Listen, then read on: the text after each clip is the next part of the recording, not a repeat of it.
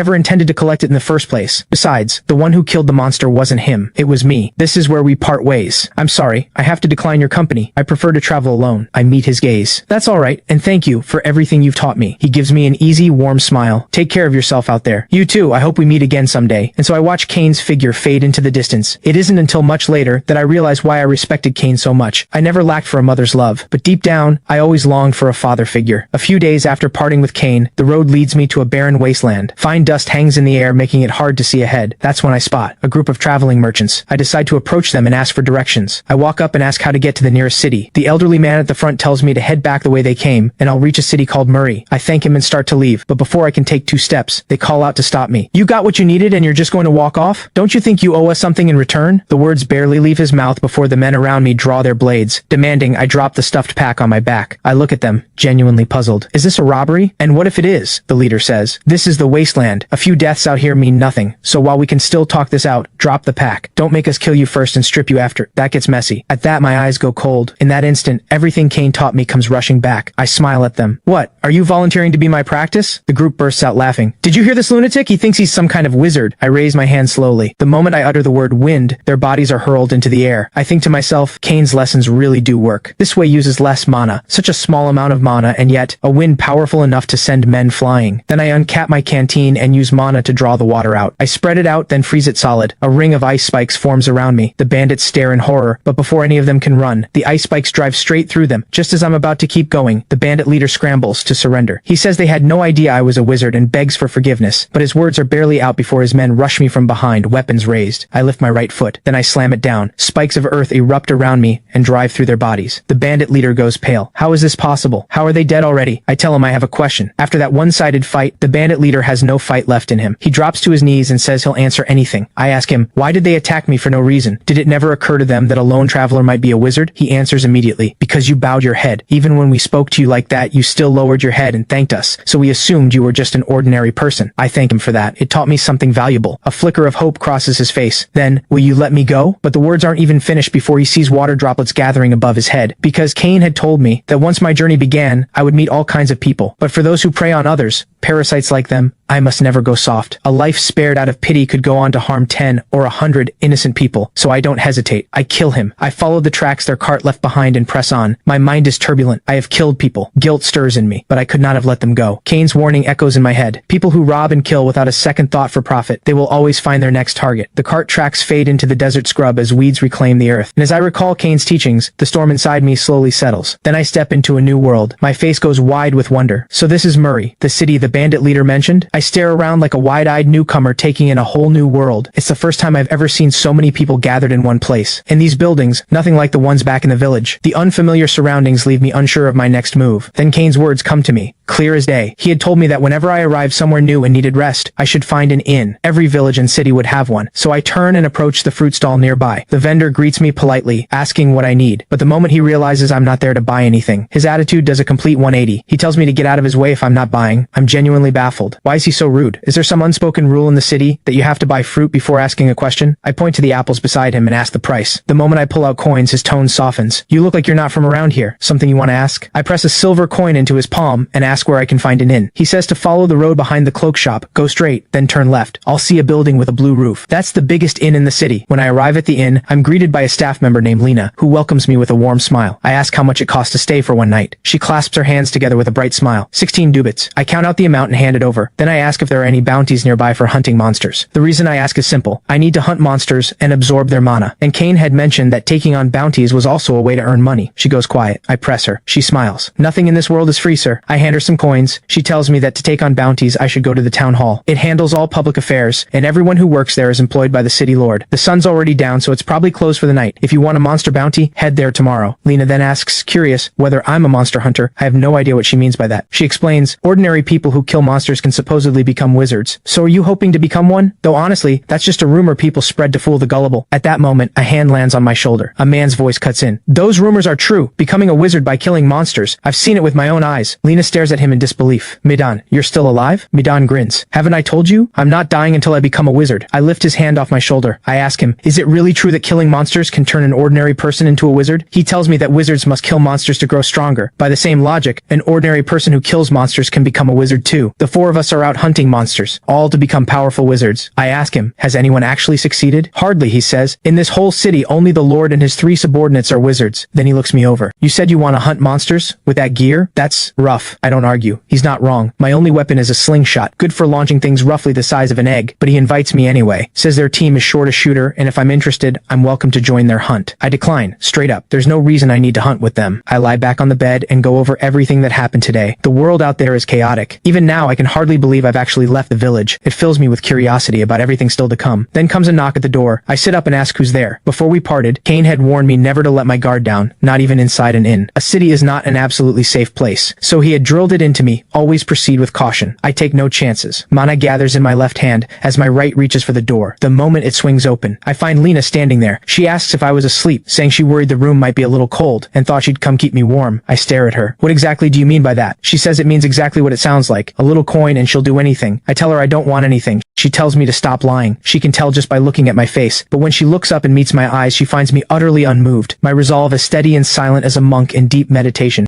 It stops her cold. And yes, this too was Cain's warning. He had told me to always be cautious with women of this kind at inns. Most of them carry disease. A wizard's constitution is strong enough that it poses no real threat, but once contracted, it could be passed on to other girls. So Cain had reminded me again and again, don't let desire push me into something I'll regret. This makes me think, life in a big city really is something else. First the fruit vendor, now Lena. I never imagined that even a scrap of information or a simple conversation would come with a price tag. This city is a cold place. Just then, my sharp ears catch sounds drifting in from the stairwell. Someone is talking to Midan. Hey, why did you want to bring that guy along earlier? Honestly, he didn't look like he'd be much use. Another voice joins in, right? The guy was pretty full of himself too. Maybe he'd work as bait for the monsters. But Midan's voice is different. He reminded me of myself when I was young. So when I heard he wanted to hunt monsters with that weapon, I got a little worried. I can't do much, but at least I can help him live a little longer. Lying there on the bed, taking all of this in, I realize this city may not be as cold as it seems. The next day, I head to the town hall Lena mentioned. The clerk on duty looks up as I approach and asks what I need. I tell him I'm here to take on a bounty. I want to hunt monsters. Cain had told me this too. This world has no obligation to be kind to anyone. If you want people to treat you well, let people know you're a wizard. Ordinary people will bow to you. The town hall clerk hands me the bounty sheet then, adds flatly, you come into this world with nothing, and you leave it the same way. As I look over the sheet, the clerk clearly doubts I'll actually manage to kill a monster. Still, he reminds me, if I do kill a monster, bring the body back into the city. If a wizard doesn't clear the remaining mana, the corpse will turn into a wraith. By city law, abandoning a monster's corpse is punishable by the highest penalty. Not that he needed to tell me. I know exactly how terrifying a monster becomes once it turns into a wraith. I have no intention of making that mistake. Still, something puzzles me. I ask, shouldn't it be the knights who handle monster hunting? He gives me a tired look. You think they have nothing better to do? A knight's duty is to maintain order within the city. Dealing with monsters outside the walls. That's what the likes of you are for. He watches me walk away, muttering under his breath. Off he goes. Looks like there'll be another body outside the walls soon. Not long after I return, with the monster from the bounty sheet, the clerk stares. That's impossible. How is this possible? How did you bring it back this fast? Did you kill it alone? I confirm it without hesitation. I ask how to collect the reward. Another clerk scrambles to the counter. Right away! He retrieves the bounty for the 3-legged crow and places it in my hand. Even after it's all done, they keep staring at the monster's body, stunned by how intact it is. They notice I haven't moved. Why are you still here? I ask if there are any other monster bounties available. They stare at me, dumbfounded. You can keep going? A few days later, Lena sets out a full spread of food, beaming with excitement. She never imagined someone like me could take down 30 monsters in just 3 days. You must have made a fortune, right? I tell her money isn't my only goal. More precisely, what I was after was the mana of those monsters. And thanks to them, I've grown considerably stronger. Compared to when I first met Cain, my mana has increased severalfold. I stare at my palm. I know I've reached my limit. If I keep hunting weak monsters for mana, I won't get any stronger. Lena's cheeks are flushed, clearly wanting to say something, but when she looks up, she finds the table nearly cleared. I may look thin, but I can eat a surprising amount. The cook is delighted. He hasn't had a chance to cook this much in a long time. Just as I finish and turn to head back to my room, a large hand grabs me by the back of the collar. The owner of that hand looks me over. Finished already? Word is you've been making good money lately. How about sharing some with the rest of us? Before he can finish, I bring my hand down like a blade across his face. He cries out instantly. I look at the group. You want money? Come and get it. Another one swings a fist at me. Don't get too cocky. I dodge and drive a heavy punch back into him. The first man rages, snatching up a stool and swinging it at my head, but it doesn't reach me. I catch it midair with one hand. hand. Then I raise my left hand and flick my finger. A sharp snap sends him flying across the room. Right at that moment, Lena shouts at the top of her lungs, "No fighting in the inn!" Midan arrives shortly after, rushing in and offering me an apology. He says he's dealt with the two of them and promises nothing like this will happen again. Things have been tight for us lately. I think seeing you do so well made them a little jealous. He signals the two men to come and apologize. I ask if things are really that bad. He says they're just short on cash for now, but in 3 days, we probably won't be able to cover the room. Without a second thought, I pull out a pouch of coins and hand it to him. He's baffled. Why would I do this? I explain that it's to repay his kindness. He'd said he was worried about my safety and wanted to bring me along. He starts to ask how I knew that, but I cut him off. There's no such thing as a free lunch. Give me some information in return. He doesn't hesitate for a second. Gathering information is my specialty. I'll tell you everything I know. A few more days pass. By now I've decided to leave Murray after this next hunt. Midan has given me what I need to know about the next city. It's time to move on. And the information he shared turned out to be far more useful than I expected. Midan really is a good man. He may not be as experienced as Cain, but that only makes him all the more pure and kind. Just then, my nose catches something. Unease stirs in me. I can only hope I'm wrong. When I reach a tree scored with deep monster claw marks, I scan the area carefully. Then I see him. A figure slumped against the base of the trunk, soaked in blood. I stop. Isn't this one of the people from Midan's group? In an instant I know my fear was right. I look at the body. Dead for some time now. I murmur quietly, "What happened here? And where is Midan?" Then from behind another tree, a man's trembling voice breaks the silence. A rabbit. It was a rabbit. I spot it. In the distance, something crouching over another corpse feeding. The monster rabbit is covered in thick, goat-like fur. Its ears and limbs are studded with sharp fang-like protrusions. I tense up immediately. Then it launches itself at me. I hurl myself to the side. Even mid-air, I'm shocked. That speed. How was it so fast? That was almost a direct hit. The moment my feet hit the ground, I lash out with my hurting whip. My left foot steps back, and I shift into a striking stance. In a flash, the whip cracks forward. Several stones hurtle toward it, but it swats them apart with rapid, effortless strikes. I never expected this. Not just the speed, but the combat instincts. It's not just fast. It knows how to fight. It rears back, coiling its legs, and lunges at me again, but it never sees it coming. I vanish right where I stand. It skids to a halt, and I reappear directly behind it, short blade already swinging. The blade drives into its neck. I kick off and retreat in an instant. The instant I vanish again, it slams into where I just stood. Its claws tear through a tree trunk, splitting it clean in half. Then it unleashes the same assault again, over and over, wild and relentless. Suddenly a gaping hole appears in the once dense forest, but it finds no trace of me. It throws its head back and lets out a piercing shriek. Blood pours from the wound in its neck. It staggers, then finally collapses. Only then does my figure emerge in the distance. After observing it carefully, I level my palm at it, a thought flickering through my mind. In an instant, a surge of energy rises from the corpse and flows into my palm. This mana is completely different from what I absorbed before, far greater than what I took from the leopard I'd encountered the first time. Then, a voice sounds in my ear. "I can't believe it, you're a wizard, but why are you hiding your identity?" I pay it no mind. With a trace of regret, I ask him, "Which of you four needs me to deliver your belongings to your family?" He only manages a faint no before his breathing fades. I look at Midan's body lying before me. I recall what he told me before, about a great city nearby called Aurum, and within it, a place known as the library. It is said to hold tens of thousands of books, but the library isn't open to just anyone. He told me that only wizards are allowed inside. Back then I wondered if I should go there and see it for myself, but now, I've made up my mind. I will go to the great city Midan spoke of, Aurum. That warm-hearted burly man, who showed kindness even to strangers, is now gone. I can't help but feel a sense of regret. I hope he rests in peace and happiness. A few days later I arrive at a new place and join the line to enter. I once thought a place like Murray was already impressive enough, but now, something even more breathtaking stands before me. It's the great city of Aurum. Even entering the city requires standing in line, and the crowd is massive. I watch the guards at the gate checking for wanted criminals, as expected of a great city. Even the security is this thorough, I think. But when my turn finally comes, the guard actually stops me. He says he's never seen clothes this filthy before, and tells me to step aside and clean up before entering. After some time, I make my way into Aurum and find the library Midan had told me about. The awe-inspiring structure before me makes me wonder, could this have been built by magic? I spot the guard stationed at the entrance. I approach and tell him I wish to enter. The guard informs me that the library is reserved for wizards only. I explain that I am a wizard, but the guard isn't buying it. He fixes me with a suspicious glare. "How could someone like you possibly be a wizard? If you dare to impersonate one, I won't let you get away with it." The words have barely left his mouth when a surge of red mana materializes in his palm. I simply lift my gaze. A surge of overwhelming power bursts from me. In an instant, the color drains from his face. He slumps to the ground, and the other guard beside him rushes over, asking what is wrong. Only then does he realize my true power is on par with nobility. No, even higher. He scrambles to his feet, visibly shaken, and bows his head respectfully. "I am a knight of House Kenyawate. May I ask which house you belong to, my lord?" I ask if I need to state my house to enter. He says it isn't, but to use the library I would need the permission of Lord Waltus. What I hadn't expected though was that obtaining Lord Waltus's permission, which I had been told was a simple formality, would turn out to be far more than I had bargained for. Entirely unused to being waited on, I turn to the maids and say, "You can stop, I'll wash up myself." They shrink back nervously, and explain that they will face severe punishment if they fail to properly attend to a distinguished guest. Hearing that, I awkwardly relent and let them carry carry on. Before long, the maids tending to me are staring with wide, startled eyes. I ask if there is something on my face. They quickly bow and say, "Please forgive us, my lord. We were momentarily lost in admiration. You are simply far too handsome. Not one for noble airs." I tell them not to think anything of it. Just then,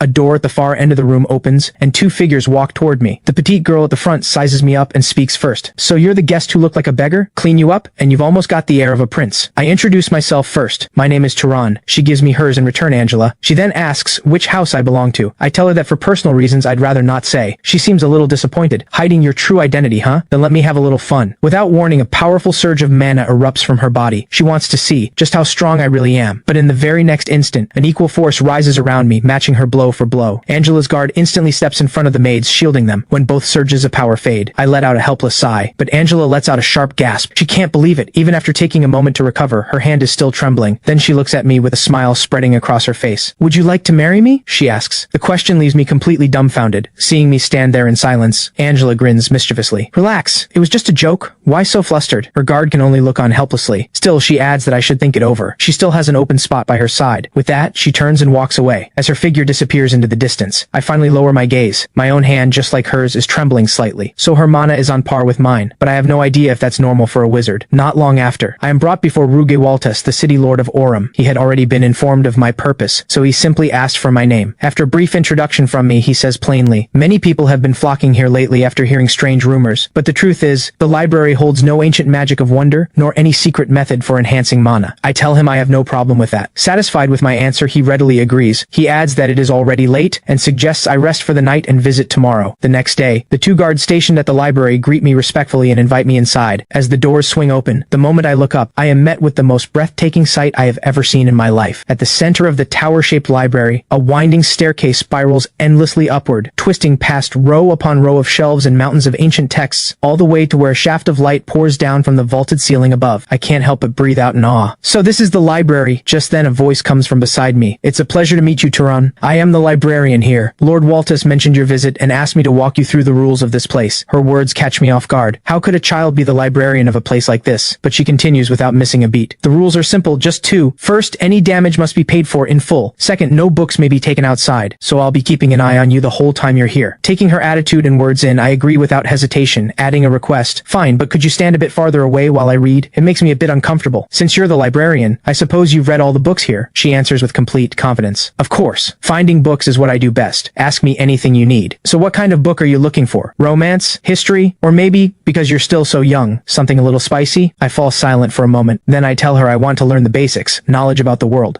In just a moment, she brings back an enormous pile of books. "Many of the books here are hundreds of years old," she says. "I'm not sure if they're right for you, but this selection should help." I thank her. I reach into the pile and pull out a book at random. My fingertips trace the rough cover. The coolness beneath its warmth gives me a small start. So this is what a book feels like. As I begin to flip through the pages, I find myself more and more amazed by this thing called a book. After that, I spent every day doing the same thing, reading quietly in the library. Book after book, I gradually came to understand the geography of this world, the ways different races lived, the etiquette of wizards, the methods of crafting and processing all manner of things. Even the monsters and ruins of the old era became familiar to me. As knowledge accumulated, the world before my eyes, once nothing but a fog of chaos and unknowns, began to grow clearer, piece by piece. Mountains and rivers gained names, races gained histories. Even the wind brushing past my cheeks seemed to carry secrets I could now begin to read. When Lord Ruge meets me again, he nods approvingly. "It seems you've made good use of the library." I don't deny it. He goes on. "I hope you understand. My reasons for granting you access went beyond simply recognizing you as a noble. There was also a measure of goodwill involved. Naturally, I hope that goodwill is returned." Hearing this, I ask what he needs from me. He tells me that a monster has appeared to the north of Aurum preying on travelers. He had previously sent 4 knights to deal with it, but every one of them was devoured. What he needs now is a noble to handle it personally. Right now, only 2 members of his house are available. This is what he wants in return. He asks if there's anything I need in exchange. I tell him I don't need anything. Still, something feels off. A noble rank wizard would not typically get involved in something like this. Noticing my expression, he explains that the monsters have blocked the northern road, Aurum's most vital trade route. It has been 10 days now, and he wants it cleared as quickly as possible. Suddenly it all makes sense. 10 days ago, I hadn't even arrived in Aurum yet, so that's why he granted me access to the library so readily. The next day, I march out of the city gates with the group. At the front, Angela lazily stretches her arms above her head. "Father really is one of a kind, dragging a guest along to hunt monsters. Are we really that unreliable?" Then she glances at me and clarifies that she isn't blaming me. She just thinks her father is overreacting. The person beside her looks like he wants to say something, but Angela shoots him a sharp look and he immediately falls silent. The man then turns to me and gives a quick introduction. His name is Marvin Waltus. But just then, Angela is idly kicking at pebbles by her feet, muttering that she just wants to get this over with and go rest. Marvin, standing beside me, asks if I have any interest in his sister. I say no. A smile crosses his face. Good to hear, that's a relief. Suddenly, the scouts at the front report something ahead. When we look, we find a wrecked wagon. The scouts deduce that the monster likely left this here intentionally, a warning to stop anyone from heading north. I examine the scene for a moment. A handprint on the wrecked wood tells me exactly what we're dealing with. I tell the group, it's a monkey. Angela looks puzzled behind me. I point to the handprint. It attacked the merchants and retreated into the forest. If we find its trail and follow it, we should be able to track it down quickly. Neither Angela nor Marvin seems capable of tracking. I pick up a scrap of cloth from the wreckage and tell them I can give it a shot. Angela perks up immediately. Is that your bloodline ability? I simply tell her I'm just more practiced at tracking than most. With that, I bring the cloth up to my nose. In an instant, I pick up the monster's trail. I point in a direction and tell them to head that way. Before long, we reach a stream. I speak up again. The monster stopped here. It must have washed itself. Angela is visibly surprised. A monster washing itself to throw off a tracker? I tell her it probably just wanted to wash up. Right at that moment, I spin around, my voice rising sharply. Watch out, behind you! In an instant, a massive monkey erupts from the trees with a furious roar. It grabs a handful of rocks, and as the soldiers scramble in panic trying to dodge, it hurls them in an instant. 7 or 8 soldiers go down in a single blow. I dart aside, slipping past the flying rocks. When the barrage lets up, I glance over to where Angela is. Both Marvin and Angela have used the soldiers to shield themselves to block the attack. Then they toss the soldiers aside like trash. Their actions only confirm what I already suspected. Mother was right after all. Angela shouts for everyone to attack, and the moment the words leave her mouth, the remaining soldiers charge with weapons raised. But before they can even reach the monster, the monkey turns and bolts in the opposite direction. Angela and Marvin immediately give chase without hesitation, but the monkey is simply too fast. They can't keep up. Suddenly, Angela flinches as something streaks past her at incredible speed. A small stone shoots in from the rear, punches clean through the monkey's chest. Both wizards spin around at the same moment to look back, and standing there is none other than me, cracking a long whip, my expression icy and detached. Only then does Angela finally snap back to reality. She raises her right hand and murmurs a single word. Flame! Fire surges from her body, converging into her palm. In moments, the roaring blaze takes the shape of a massive serpent, which lunges and sinks its jaws into the already wounded monkey. With a thunderous boom, the inferno swallows the monster whole. So that is the fire magic bloodline of House Waltus, I think. The soldiers around us all breathe a collective sigh of relief. Finally, it's over. Angela turns to look at me. That stone flying past us just now sent chills down our spines. Marvin raises an eyebrow. Were you scared? Angela tells him to shut up. He was the one screaming like a little girl. The soldiers begin tending to themselves. The monster's earlier attack left every one of them injured. Some have lost entire arms in the blast. Looking at the grim scene, I think we were lucky. Could have been worse. The only two who actually died were the soldiers Angela and Marvin used as shields. The thought makes me look over at them. A wizard's body is far more resilient than an ordinary soldier's, and yet they didn't hesitate to use those weaker than themselves as shields. Is this what Mother always talked about? Marvin seems to notice my gaze and asks if something is wrong. I tell him it's nothing. Angela overhears and waves me over to join them in absorbing mana. The three of us extend our hands toward the charred remains of the monster. As I absorb some of the mana from the corpse, I confirm what the books had described. Just as written, even when multiple people absorb mana from a single corpse at once, the mana remaining in it doesn't diminish at all. Before long, both Angela and Marvin hit the limit of how much they can absorb. When they turn to see me still absorbing, it dawns on them why their father had wanted me along. That level of spellcasting earlier. A mana capacity that rivals Angela's own. Just thinking about it is astonishing, and I haven't even reached my growth limit as a noble yet. As the sun sinks toward the horizon and dusk settles in, we return to the domain of Aurum. On the way back, Marvin remarks that without me, they never would have defeated that monster. From the initial tracking to felling the monster with a single stone, I had been the pivot of every crucial moment. I simply wave it off. It's no big deal. My only regret is spotting it so late that it got the jump on us. I hadn't expected the creature to have tracking abilities of its own. Marvin looks taken aback. Tracking abilities? I explain that you can tell what abilities a monster has awakened just by its features. The monkey we killed had oversized hands and red eyes, completely unlike its natural form. That points to awakened abilities, enhanced striking power and long-range perception, possibly even the ability to see through dense forest. Marvin is genuinely surprised. You figured all that out already? I tell him I simply read one book on monsters while I was in the library. They both look stunned. That place is dead boring. Who would go there? Angela admits she had visited once out of curiosity, but the dense texts inside drove her out before she could even finish half a volume. I suggest that next time they ask the librarian, she might be able to find something easier for them. But the word librarian gives Angela pause. She touches her chin and thinks for a moment. Then she asks me if there is really such a person in the library. I return to the library again. The moment I open the door, the librarian greets me me with a beaming smile. Welcome back, Tehran. And that's when it hits me. I had been far too careless. No knight or commoner would ever address a noble by name like that. In this city, the only proper way to address a noble is my lord or my lady, and come to think of it, she doesn't look like a librarian at all. I ask her how she knows my name. Upon hearing this, a slight smile plays on her lips. She leans back against the table. You're only noticing now? I learned your name from your entry permit. Within the bounds of this library, nothing escapes my sight. Hearing that, I ask what I should call her. She says she doesn't actually have a name, so I can call her whatever I like. Maybe something cute, like my darling. I look at her flatly. Then I'll stick with librarian. She asks why I'm suddenly being so formal. It's making her uncomfortable. You've been bossing me around for days. As she leans closer, I step back a few paces. I never did any such thing. And stop getting so close. It makes me uncomfortable. Then I add, I've been wondering, are you a wizard from the old era? At my question, she gives me an answer. I was never human to begin with. Think of me more as a soul. If I inhabit a living creature, I become a living being. If I dwell in something neither alive nor dead, I become a specter. In other words, this library is my body. This form I take now is only for communication. Its appearance is shaped by the preferences of whoever I interact with. So your preferences must lean toward... She doesn't get to finish. I cut her off. Don't twist things. I take a closer look at her. After a moment, I reach out and push my hand through her body. She blinks, visibly confused. Where exactly were you just touching? That is weird. I catch myself and apologize, embarrassed, but it brings something unpleasant to mind for her. You have no idea how frustrating it is to not be able to touch anything. If I could, I'd personally punish every careless fool who has ever walked out of here with a stolen book. Her words confirm my suspicion. So House Waltus has no idea you exist.